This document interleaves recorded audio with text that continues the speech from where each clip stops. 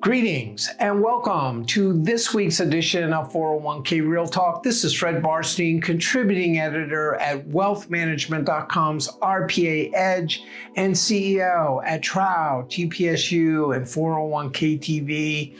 I review all of last week's stories and select the 5 most important and interesting ones, providing open, honest, and candid discussion you will not get anywhere else. So let's get real.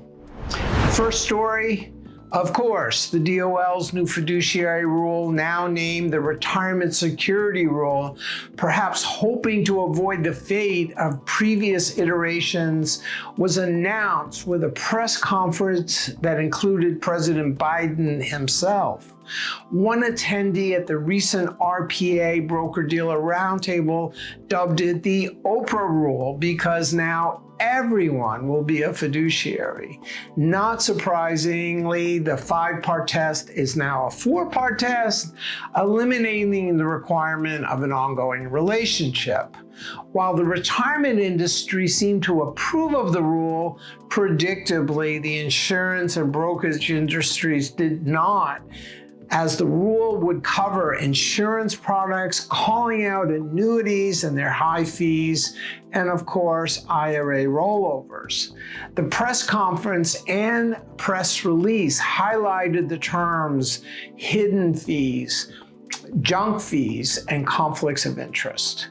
Will the result be that more assets stay in DC plans? And will in-plan retirement income solutions benefit, even as former EPSA Director Brad Campbell questions whether the DOL has jurisdiction over IRAs at all? Unless lawsuits hold it up, the rule will go into effect next summer and be applicable January 1, 2025. And what will happen if the Republicans take the White House next year? Next story. Job growth cooled in October, just as September's surprising numbers were revised down, led by healthcare and social assistance, as well as the government, which is catching up to the private sector post-pandemic. Financial services lost 2,000 jobs and will likely take another hit this next month, led by Schwab's massive layoffs. Other firms like Prudential have also cut staff.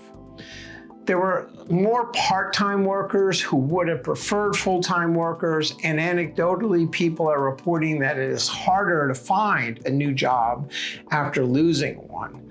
Unemployment rates stayed steady, as did the interest rates, with the Fed seeing a cooling economy. So is the war for talent over? And will that affect benefits, especially retirement benefits? It's likely that the renewed focus on helping people with financial issues at work, especially retirement planning, will not end even if recruiting and retention becomes less urgent. Next story. Creative Planning announced the purchase of Mesereau's $13 billion 350-plan retirement advisory business, which does not include its 321 and 338 services, as well as their non-qualified business. Creative also announced the close of their purchase of United Capital from Goldman Sachs, claiming to have retained 20 of the 29 billion reported when the sale was announced. The United Capital firms will be housed in a separate RIA. As of July 1st, Creative had $245 billion, which included the $110 billion of the retirement assets when locked and was purchased. So the simple math means that the firm will have $288 billion when the dust settles, with approximately half in retirement. The revenue of the wealth division is likely much greater. All of which makes Creative Planning a major player in both the RIA and RPA markets, with only CapTrust, which has significantly more retirement assets and recently raised capital, even close. Other RPA aggregators are scrambling to build and acquire wealth capabilities, just as RIA aggregators are starting to realize that DC plans could be a good source of new wealth clients. Next story. On the heels of their national impact conference, Schwab announced massive layoffs of 2,000 workers, saving an estimated $500 million. Before the layoffs, their websites touted just under 40,000 workers. While not unusual when two massive firms merge, there are rumors of additional layoffs early next year as Schwab also let go of real estate assets in major metropolitan areas.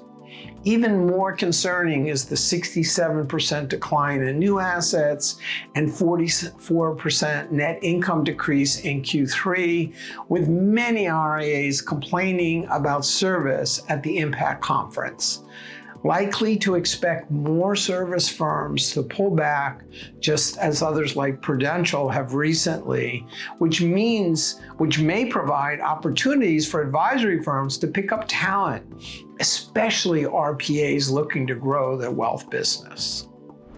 Finally, as momentum builds around defined contribution plans driven by the convergence of wealth, retirement, and benefits at the workplace, the DC industry gathered at a high-level roundtable hosted by wealthmanagement.com at the FI360 Broadridge offices in New York City to discuss how to best leverage the many opportunities. Retirement leaders at broker-dealers have struggled in the past to serve both the specialists and the wealth advisors with limited resources and collaboration with their wealth divisions. It seems like that tide has turned finally, as leaders like Morgan Stanley's CEO James Gorman predicts that the workplace will be the #1 source of assets over the next 10 years. Read my column about the Seminole Forum, especially the broker-dealers' views on the new DOL rule. So those were the most important stories from the past week. I listed a few others I thought were worth reading, covering payrollintegration.com raising $20 million, cost of living adjustments for DC plan contributions, how IBM is restructuring their match to save money, why smaller businesses are still reluctant to start a DC plan, and Fidelity is including alts in their target date series for the first time. And as a correction in a story reported last week on private equity tapping retirement accounts, Fidelity noted that they did not act as a placement agent and that KKR fund is not affiliated with their retail offering, nor did the $2 billion come from IRAs. So please let me know if I missed anything or if you have any comments. Otherwise, I look forward to speaking with you next week on 401k Real Talk.